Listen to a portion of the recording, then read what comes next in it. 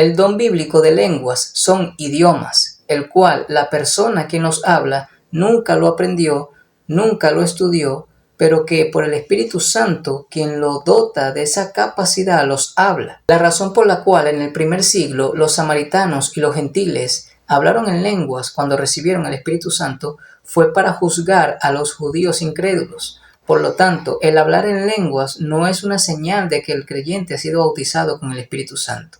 Todos los que dicen y creen tener el don de lenguas y comienzan a hablarlas en las iglesias violan todos los lineamientos y las regulaciones establecidas en la primera carta a los Corintios capítulo 14. Y yo les pido que por favor sean honestos.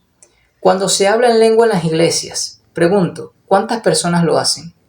A veces 5, a veces 7, 10, 15, hasta 20 personas hablando en lenguas, dependiendo de la cantidad de miembros que haya en la iglesia o dependiendo también de cuántos tengan el don. Pero ¿qué dice el versículo 27 de la primera carta a los Corintios capítulo 14? Dice que lo hagan 2, a lo más 3. No dice a lo más 7 o 10, sino a lo más 3. Así que así sean solo 4 los que se levanten a hablar en lenguas. Eso va en contra de lo que claramente enseña la Biblia. Segundo, cuando en una iglesia se levantan 10 a hablar en lenguas, ¿lo hacen por turno o lo hacen todos a la vez?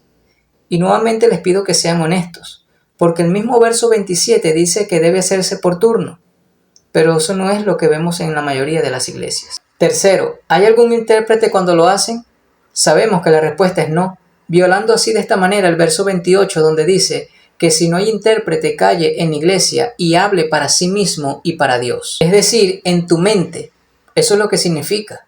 Porque el único que puede saber lo que estás pensando eres tú mismo y Dios. Y el texto dice, hable para sí mismo y para Dios. Y justo antes dice que si no hay intérprete, calle en la iglesia. La Biblia de las Américas dice, guarde silencio en la iglesia.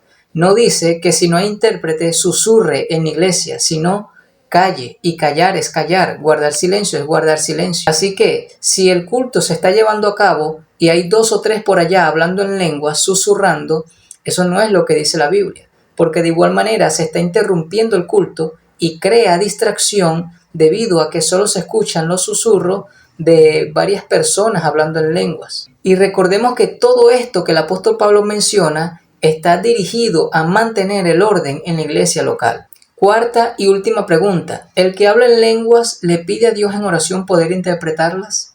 ¿Tiene el deseo de poder interpretarlas? Yo creo que es muy evidente que no. De hecho, yo nunca he escuchado alguna oración pidiendo el poder interpretar lenguas.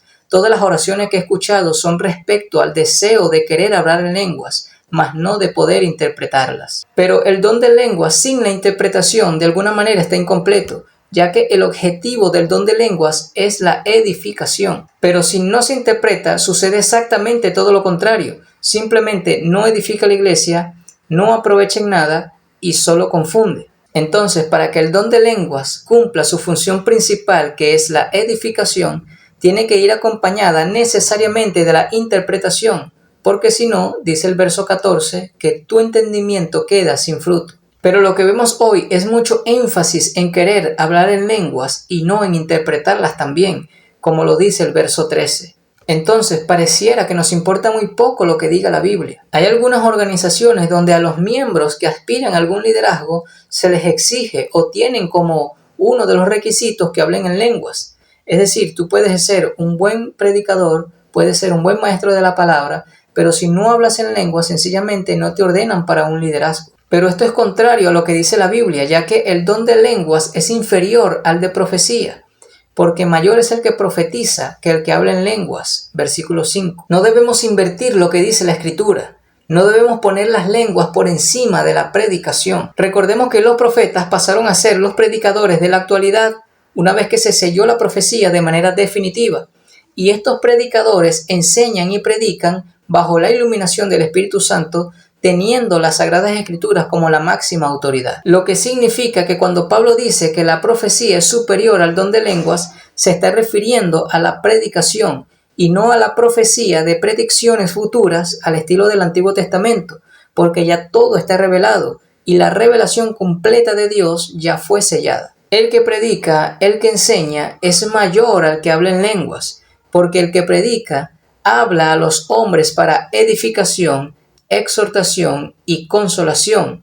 O sea, que el que predica edifica a la iglesia. Ahora bien, sé que muchos estarán diciendo, pero es que estás confundiendo lo que sucedió en Hechos capítulo 2 en el día de Pentecostés, donde hablaron idiomas, pero no es lo mismo del don de lengua del que habla Pablo en los capítulos 13 y 14 de 1 a los Corintios, porque allí Pablo menciona claramente las lenguas angélicas y las distingue de las lenguas humanas. Bueno, si tú dices que el don de lenguas es un lenguaje angelical o lenguaje de ángeles, tú debes probarlo por las escrituras.